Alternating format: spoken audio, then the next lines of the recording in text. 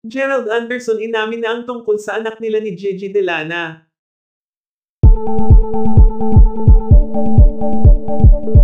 Matapang na inamin ni Gerald Anderson sa publiko ang tungkol sa sinasabi ni Gigi Delana na naging anak nila ni Gerald.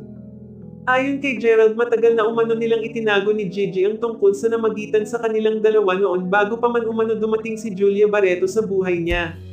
Ayon kay Gerald, hindi umano naging madali para sa kanila ni Gigi ang desisyong ito, ngunit ayaw na umano nila na sa ibang tao pa malalaman ng publiko ang tungkol sa lihim nilang anak ni Gigi. Matatanda ang naging malapit sina Gerald at Gigi sa isa't isa noong panahon na kilala si Gigi sa It's Showtime sa segment na Tawag ng Tanghalan.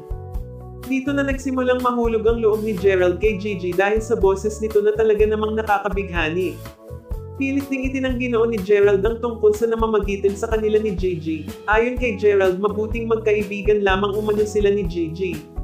Samantala, base na din sa source kaya umano biglang naglelo si Gigi sa showbiz noon ay dahil sa pinili umano nitong umalis ng bansa, na ayon kay Gigi ito umano ay para malibang muna ang sarili.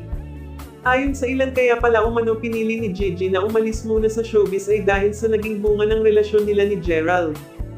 Hindi din umano nila masisisi si Gigi, dahil magmahal lamang din umano ito.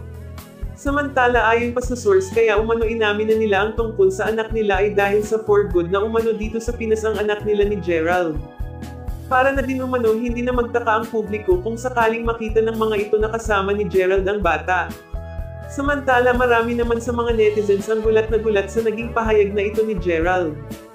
Ayon sa ilan, sobrang dami umanong lihim ni Gerald na talaga namang nakakagulat at nakakabigla. Paano na lamang umano si Julia ngayon?